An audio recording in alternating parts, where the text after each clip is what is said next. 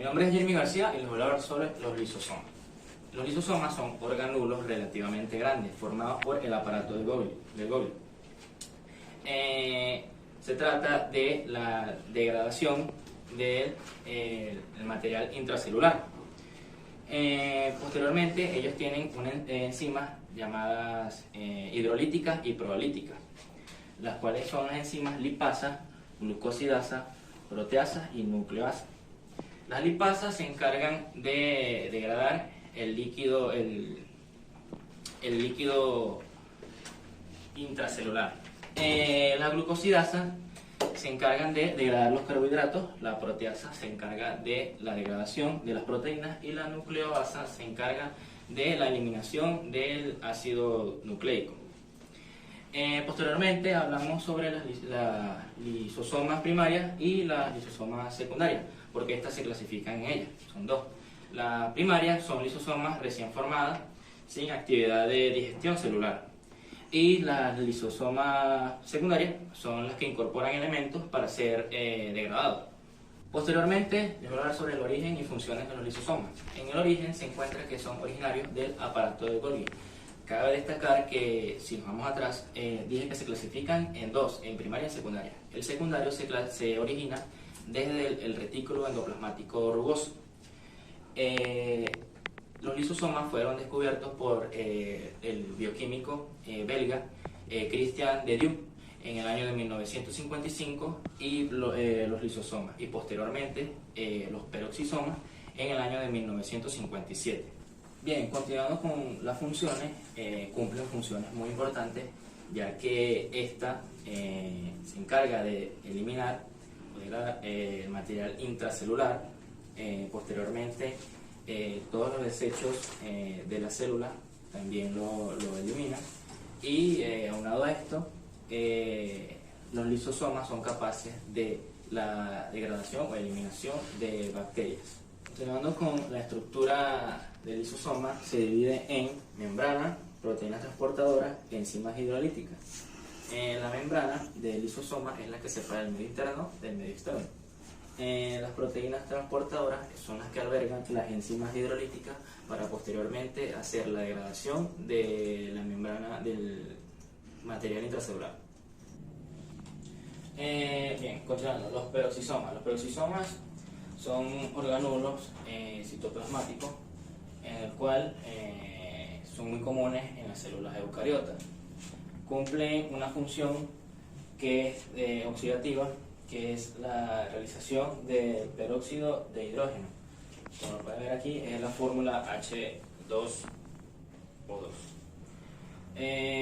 Su origen es del retículo endoplasmático liso y la mitocondria.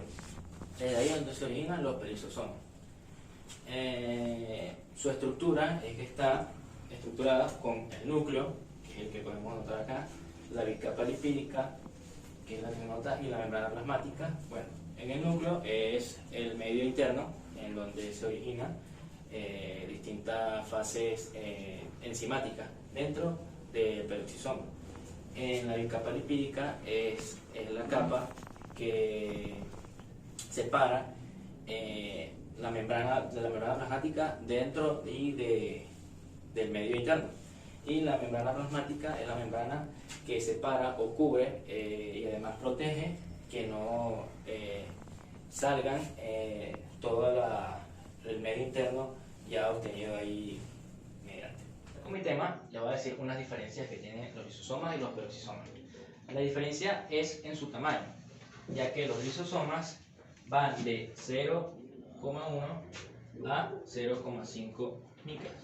O sea, son más grandes que los peroxisomas, ya que estos son desde 0,01 a 0,1 micras.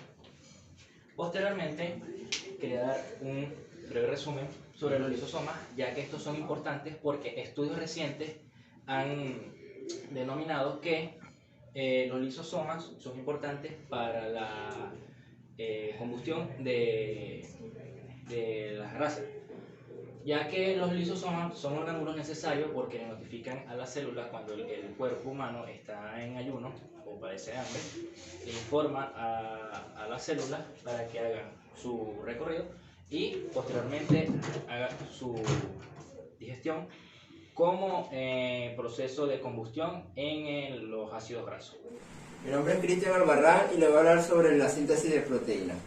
Esta síntesis de proteínas es un tema complejo. Comienza de la replicación, pasando a la transcripción, terminando al fase previo de la traducción y terminando con la síntesis de proteínas. Tenemos que en la replicación tenemos la célula progenitora, que se considera también un proceso semiconservante. ¿Por qué? Porque el proceso de las células madre pasan su información, la mitad de su información a las células hijas, es decir, queda siempre la mitad de información de las células madre. Por eso se dice proceso semiconservador. Se conserva esa información, esa mitad de información de esas células madre. Tenemos que este proceso comienza con la primera fase, que es el de desenrollamiento y abrir la doble hélice. La doble hélice está aquí en este extremo. Tenemos que en esta dirección 3', 5'. Tenemos que la doble hélice será abierta y para así abrir la cadena. Esto lo hará la helicasa. La helicasa abre, es decir, rompe los puentes de hidrógeno. Traspasa para abrir la doble hélice. La doble hélice es abierta y así comenzar este proceso. El segundo paso sería, para definir aquí hay unas proteínas llamadas topoisomerasa. Y estas proteínas, en morado, se llaman proteínas de unión, es decir, unen a cadena simple. La segunda fase sería la síntesis de las cadenas. Comienza con la ARN polimerasa, situada aquí en el medio, comienza a conectar esos nucleótidos. Ya así, conectados los nucleótidos, la ADN polimerasa sigue esa función y conecta también sus nucleótidos en el medio. Tenemos que aquí ya tenemos nuestros nucleótidos conectados y nos vamos a las cadenas. Esta cadena llamada trazada, es decir, es una cadena lenta que siempre va en dirección en sentido 3', 5'. Esta dirección, es decir, que es cadena trazada. ¿Por qué? Porque aquí existen unos fragmentos llamados fragmentos de Okazaki, que da que esa cadena vaya en sentido 3', 5'. Y por eso se le llama cadena trazada. Los fragmentos de Okazaki son los que crean la síntesis de esta cadena, es decir, son los que crean la cadena. Ya obtenido la cadena, tenemos aquí la ADN polimerasa situada, tenemos aquí los cebadores que luego serán eliminados, tenemos aquí la ADN ligasa y la ADN polimerasa. Tenemos que abajo tenemos la cadena líder. ¿Por qué es llamada cadena líder? Porque es la que sintetiza más rápido, la que crece más rápido. Siempre en sentido 5', 3'. Tenemos que la cadena líder es la que crece de la manera más rápida. Tenemos aquí, como yo lo dije, la ADN polimerasa situada, las proteínas de unión a cadena simple. Vamos al siguiente paso, que es el paso de finalización, que básicamente es cuando una cadena de una ADN polimerasa 1 se sitúa aquí en el medio donde están los nucleótidos conectados con la ARN polimerasa. Esos nucleótidos serán eliminados por esa ADN polimerasa 1 y ella conectará su propio desoxinucleótido. Y como todos sabemos, la ADN está conformada por desoxinucleótidos, es decir, desoxirribosa. Obteniendo aquí esos desoxinucleótidos conectados, vamos a la última fase, como ya lo dije, y es básicamente cuando llega una helicasa y une a esos desoxinucleótidos para así crear las dos cadenas. Y así obteniendo las dos cadenas, una cadena trazada, repito, en dirección siempre 3', 5', y la cadena líder o cadena conductora, que siempre va en dirección 5', 3'. Ya tenemos las dos cadenas formadas para las células progenitoras. Este es un proceso básicamente de replicación, donde los ADN siempre se replican para obtener dos, es decir, dos cadenas, para la célula hija. Siempre de las células madre. Por eso que se le llama, como yo le dije, proceso de semiconservador. Bueno, seguimos con el siguiente proceso de la síntesis de proteínas, es decir, el segundo proceso de transcripción. Este proceso tiene 3 fases, una de inicio, una de elongación y una de terminación. Este proceso comienza con una molécula llamada promotores en el extremo izquierdo de la cadena. Es decir, estos promotores que están aquí en el extremo se le va a unir unos factores de transcripción a esos promotores. De ahí, de tener unidos los promotores, los factores de transcripción con los promotores, el ARN polimerasa llega y se une a ese extremo donde están los promotores y los factores de transcripción. Tenemos que la ARN polimerasa tenemos que sintetizar el ARN mensajero y sintetiza otros ARN como traducción, o ARN de traducción y ARN ribosomal. Tenemos que en la segunda parte de elongación o inicios de síntesis, ahí es donde se empiezan a sintetizar los nucleótidos obtenidos. Entonces tenemos que aquí en el primer proceso de iniciación tenemos que surge un rompimiento de puentes de hidrógeno y obtenemos un molde de hebra, es decir, tenemos nuestra hebra en dirección 3', 5'. Tenemos que la ARN polimerasa situada donde los factores de transcripción y los promotores comienza a sintetizar los nucleótidos. Ya sintetizados los nucleótidos, los factores de transcripción junto a los promotores se retiran y va para otro lado para volver a producir la transcripción. Se podría volver a producir la transcripción. Tenemos que aquí se le agrega un CAP. ¿Qué es un CAP? Es una forma que se le mete a ese ARN creándose, a ese ARN mensajero, para que el ribosoma pueda reconocerlo. Entonces, tenemos que siempre siguiendo una secuencia de conciencia. Ahora aquí tenemos que nuestro ARN mensajero creándose, siempre en dirección 3', 5', con la ARN polimerasa. Tenemos que los factores de transcripción pueden volver a unirse para volver a producir la transcripción. Después vamos al siguiente proceso el proceso de terminación. Bueno, vamos la siguiente fase de la transcripción, la última, es decir, la terminación. Tenemos nuestro pre-ARN ya creado. Este proceso tiene como 2 subfases. Se diría una independiente de ROT y otra dependiente de ROT. ROT es una proteína que siempre se le agrega a ese pre-ARN mensajero. En el extremo derecho tenemos que el ROT ya agregado, denominado factor, ocurre un descomplemento del ARN y así obteniendo nuestro pre-ARN mensajero de la cadena. Ahora tenemos que este proceso en procariota ya fuera terminado porque es diferente, pero aquí, como estamos en eucariota, tenemos que realizar un proceso de maduración. Este proceso de maduración consiste en, primero, agregarle una cola del polia que sirve como protectores para esas nucleasas, que siempre atentan con estas cadenas de ARN. Tenemos que proceso de eliminarle los intrones y empalmar los exones, es decir, ocurre un proceso de corte y espalme o un proceso llamado splicing. Aquí le vamos a eliminar los intrones, que son las partes codificantes que nos sirven para crear la síntesis de proteínas, y tenemos que los exones, la parte que sí codifica para crear la síntesis de proteínas, será espalmada, es decir, unida. Y así obteniendo nuestro ARN maduro, que repito aquí, la cola del polia siempre actividades de protección y se unirá a esa CAP ya obtenida en el proceso anterior.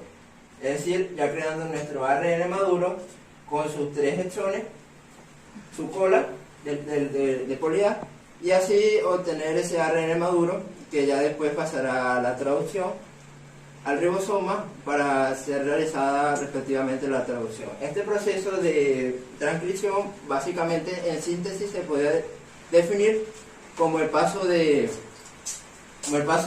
una secuencia de genes de ADN a ARN, y tenemos que obteniendo ARN, específicamente ARN mensajero. Bueno, vamos a la fase previa de la traducción. Hay una fase previa a la traducción que es básicamente, se divide en 2 fases y en 2 subfases. La primera sería la fase previa, que es la que se produce aminoácido ARNT de transferencia. Y se activan los aminoácidos, proceso de activación de los aminoácidos dependiente de ATP, es decir, unido a una molécula de ATP. Aquí tengo este diagrama obtenido, que es decir, ATP obtenido a 2 aminoácidos. Los aminoácidos obteniendo un AMP y así obteniendo un fosfato inorgánico, 2 fosfatos inorgánicos, que este fosfato inorgánico va a ser liberado. Y vamos a la fase de transferencia, realizada por la enzima aminoácido ARNT sintetasa. Esta enzima trabajando con los anticodones en conjunto con los anticodones de transferencia. Tenemos que la ARNT de transferencia obtenido aquí en este primer proceso se une a los aminoácidos ya activados, obteniendo así AMP y obteniendo así AMP otra vez, y así obteniendo los aminoácidos unidos al ARN de transferencia, que luego serán enviados a la traducción, es decir, a los ribosomas específicamente en el citoplasma. Es decir, todo esto realizado por la enzima aminoácido ARNT sintetasa, que es la que sintetiza todo este proceso. Bueno, ya siguiendo el proceso de traducción, ya terminando la fase previa, obtenemos que este proceso está dividido en 3 fases: iniciación, elongación y terminación. Aquí tenemos el ARN mensajero con su base nitrogenada. Es decir, este proceso comienza cuando el ARN mensajero llega al ribosoma y se sitúa en la parte A del ribosoma. El ribosoma es el que lee ese código que trae el ARN mensajero.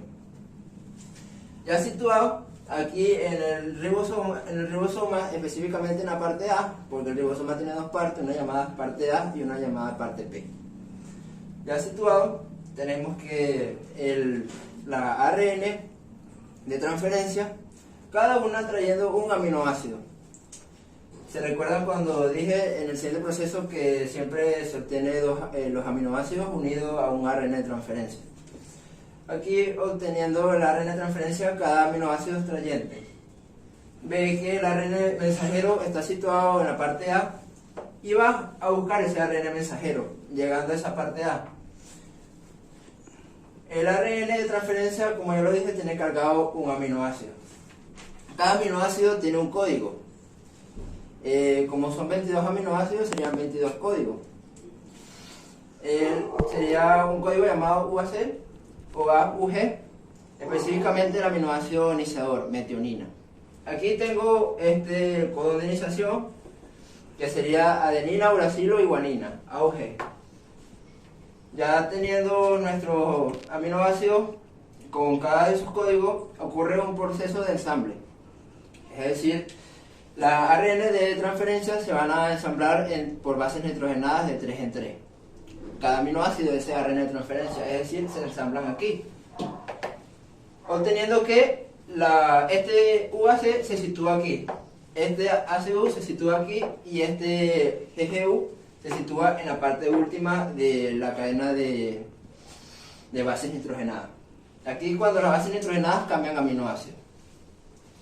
Ya teniendo ese proceso de ensamble, vamos a la última fase de la terminación, que es cuando se ensamblan los codones con los anticodones. Aquí tenemos la fase de la parte A y la parte P del ribosoma. aquí en la parte A donde se van a ensamblar los codones con los anticodones. Y aquí nuestros ya aminoácidos obtenidos y ese aminoácido iniciador con la metionina. Y una cadena de ARN. Estos aminoácidos pasan a la parte P del ribosoma, un conjunto a la cadena del ARN. Aquí se van a seguir ensamblando los codones con los anticodones. Y aquí va a surgir un ARN ribosomal y va a unir, junto a otras enzimas, va a unir los aminoácidos. Unidos los aminoácidos, las cadenas de ARN se van para otro lado. Es decir, ahí ocurre una hidrólisis a esa cadena por la enzima, una enzima específicamente agregada al ARN, llamada ARN. A esas cadenas de ARN serán hidrolizadas por una enzima llamada RNasa y van para otro lugar para volver a producir la traducción. Ya teniendo los aminoácidos aquí que serán unidos por el ARN ribosomal, estos aminoácidos ya serán sacados de la parte P y se empiezan a enrollar, enrollar hasta crear una cadena larga de aminoácidos. Y como una proteína es básicamente una cadena larga de aminoácidos, obtendríamos como resultado proteínas. Y este sería toda la síntesis de proteínas. Enzimas hidrolasas. Las hidrolasas, al igual que la mayoría de las enzimas, son de naturaleza proteica, lo que significa que están compuestas por una o más cadenas polipeptídicas o de aminoácidos. Las enzimas hidrolíticas o hidrolasas son moléculas que catalizan reacciones de hidrólisis, es decir, que catalizan una reacción química entre una molécula de agua y otras moléculas. Las enzimas están presentes en casi todas las reacciones bioquímicas de los organismos vivos. Se encargan de acelerar dichas reacciones, reduciendo el nivel de energía propio de reacción. Por ejemplo, la mayoría de las enzimas digestivas son hidrolíticas. Estas se encargan de acelerar la descomposición de moléculas complejas del bono alimenticio. ¿Dónde se encuentran las enzimas hidrolasas? La mayoría de las hidrolasas ácidas se encuentran en los lisosomas. Estructura. Al igual que muchas enzimas, las hidrolasas son proteicas globulares, organizadas en estructuras complejas que se organizan por medio de interacciones intermoleculares. Las hidrolasas, como todas las enzimas, se unen a una o varias moléculas del sustrato en una región de su estructura que se conoce como sitio activo. Este sitio es un bolsillo que facilita el agarre de unión a un sustrato. ¿Cuál es su clasificación? Su clasificación se basa principalmente en la naturaleza del enlace hidrolizado y del sustrato. La terminología taxonómica denomina hidrolasas o enzimas hidrolíticas a este tipo de enzimas. Gracias. Ahorita voy a hablar sobre el transporte en masa. ¿Qué es el transporte en masa? Es la entrada y salida de partículas a la célula. Ok, este transporte es un transporte activo, por lo que necesita ATP o GTP. En este transporte actúa el citoesqueleto. Ok, y haciendo eso, empezaremos por la endocitosis. ¿Qué es la endocitosis? Endo de interno, citosis de transporte. Ok, la endocitosis es cuando entran partículas a la célula a través de la membrana, pero ¿cómo entran? Estas entran de la siguiente manera. Las partículas se acercan a la membrana.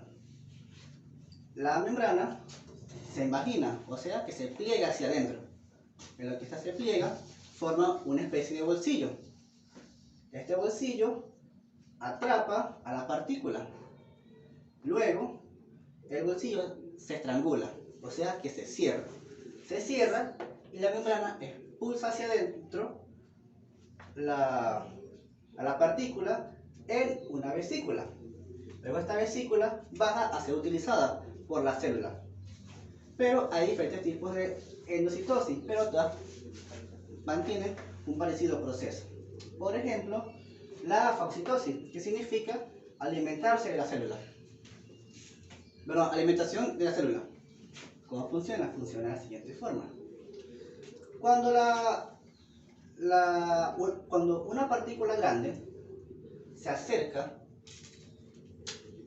a la membrana, esta hace exactamente lo mismo. La atrapa en el bolsillo y se estrangula la membrana y la expulsa.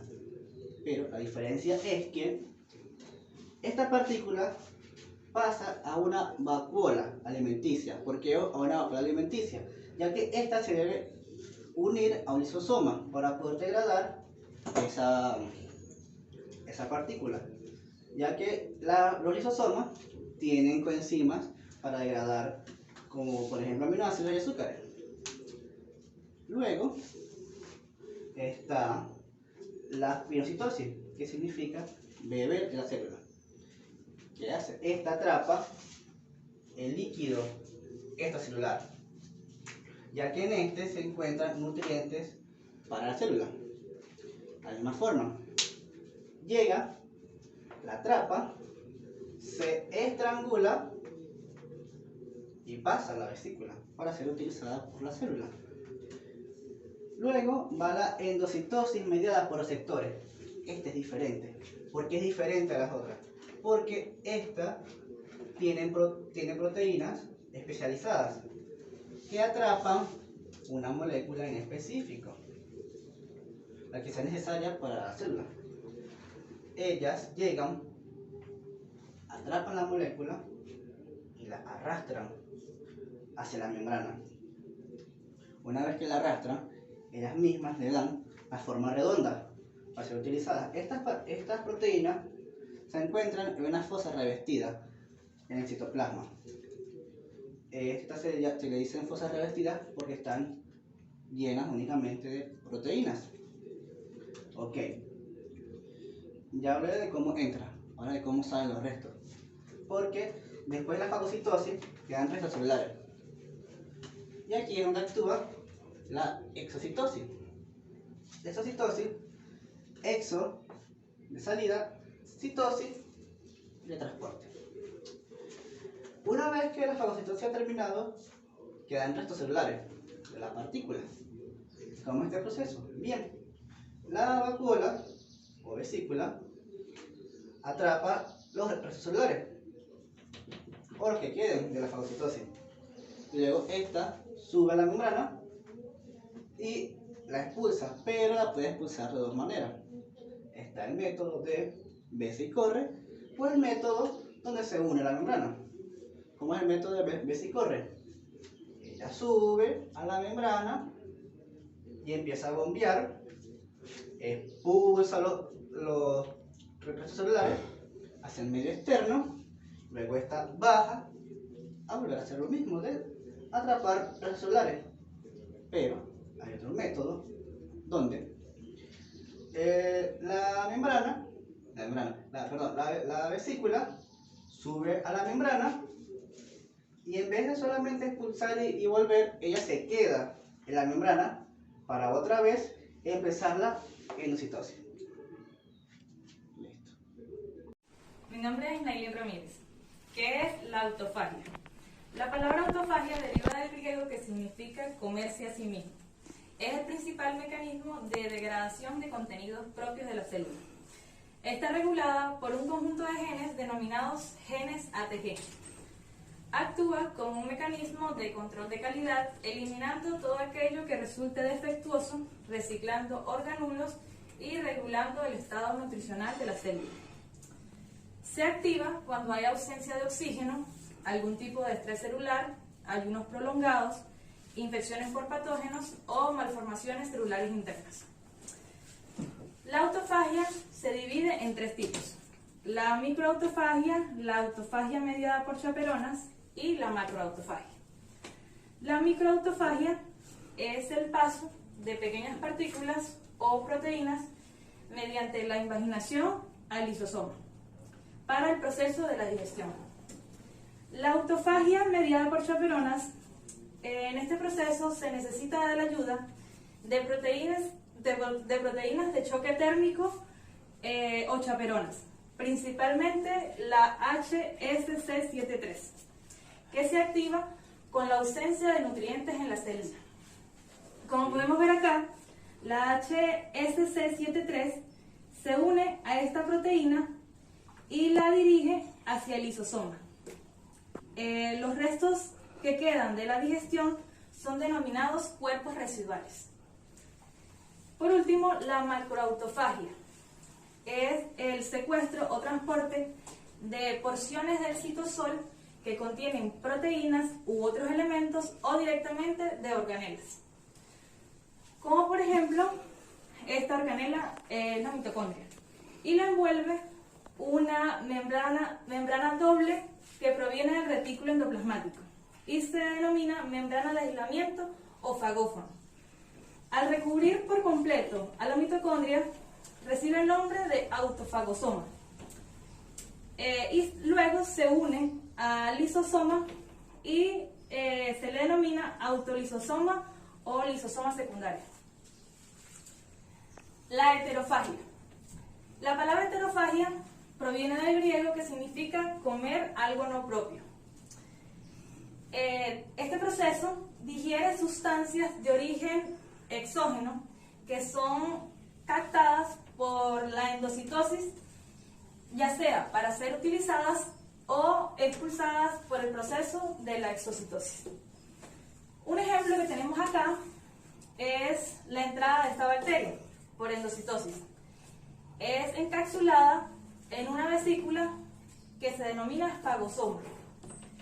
Luego se une al lisosoma y recibe el nombre de fagolisosoma. Una vez terminada el proceso de la digestión, quedan los cuerpos residuales que son expulsados por exocitosis. ¿Qué son las vesículas? Las vesículas son pequeños organulos separados del citoplasma por una bicapa lipídica, igual al de la membrana plasmática. Su función es transportar moléculas entre el retículo endoplasmático, el aparato de Golgi y los lisosomas. También transporta sustancias que entran por origen endógeno. ¿Qué son las vesículas? Las vesículas son pequeños organulos separados del citoplasma por una bicapa lipídica igual al de la membrana plasmática. Su función principal es la del transporte de moléculas entre el retículo endoplasmático, el aparato de Golgi y los lisosomas. También transporta sustancias que entran por el proceso de endocitosis y las que salen por el proceso de exocitosis. Un ejemplo que tenemos acá de las vesículas de transporte es la formación de los lisosomas. Del retículo endoplasmático rugoso se liberan vesículas de transporte que contienen enzimas hidrolíticas.